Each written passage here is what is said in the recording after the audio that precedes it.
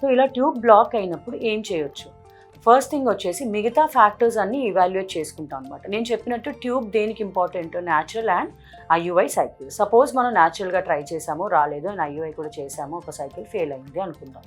Husband factor బాగానే ఉంది, అమ్మాయికి ఎగ్ రిజర్వ్ అంతా బాగానే ఉంది, గర్భాశయంలో ఎటువంటి ప్రాబ్లమ్స్ లేకుండా in case other factors like ovary కానీ, స్పర్మ్స్ కానీ, యూట్రస్ కానీ, ఈ ఫ్యాక్టర్స్ అన్ని నార్మల్గా ఉండి మనం ఐయుఐ కానీ ఆర్ న్యాచురల్ సైకిల్స్లో ట్రై చేయగలిగితే అప్పుడు ట్యూబ్లు ఓపెన్ చేయడానికి సర్జరీ చేసుకునే అవకాశం ఉంటుంది. సో మిగతా ఫ్యాక్టర్స్ అన్ని చూడడం ఎందుకు ఇంపార్టెంట్ అని అంటే, for example husband count less than 10 million ఉంది, మెడికేషన్ వాడినాక కూడా ఆయన కౌంట్ ఇంప్రూవ్ అవ్వలేదు.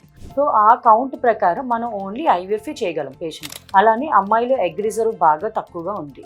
సో ఎగ్ రిజర్వ్ బాగా తక్కువగా ఉన్నప్పుడు ఐయుఐ ట్రయల్స్ వేయలేం కాబట్టి డెఫినెట్గా ఐవీఎఫ్కి వెళ్ళాల్సి వస్తుంది. సో ఐవీఎఫ్కి వెళ్ళే పరిస్థితుల్లో మనం ట్యూబ్స్ని సర్జరీ చేసి ఓపెన్ చేయాల్సిన అవసరం లేదు. సో అన్నెసరీ సర్జరీని అవాయిడ్ చేయొచ్చు. సో మనం లాప్రోస్కోపీ చేసి ట్యూబుల్ని ఓపెన్ చేసే సర్జరీ చేయాలి అనుకున్నప్పుడు other factors like husband sperm factor, అమ్మాయిలో ఎగ్ రిజర్వ్ చూసుకుని, గర్భాశయం కూడా ఆర్ యూట్రస్ ఎలా ఉందో చూసుకుని, మిగతా ఫ్యాక్టర్స్ అన్నీ నార్మల్గా ఉన్నాయి, మనం ఐయుఐ ట్రై చేయొచ్చు ఆర్ న్యాచురల్ సైకిల్స్ ట్రై చేయొచ్చు అన్నప్పుడు మాత్రమే లాప్రోస్కోపీ చేసి ట్యూబ్స్ ఓపెన్ అవుతున్నాయా లేదా అనేది చూసుకొని ఓపెన్ చేయడానికి ప్రయత్నం చేయొచ్చు. దాన్ని డయాగ్నోస్టిక్ లాప్రోస్కోపీ అండ్ క్రోమోపర్ట్యుబేషన్ అని అంటాము. అలా చేసి మనం ట్యూబ్స్ని ఓపెన్ చేయడానికి ట్రై చేస్తాం అనమాట.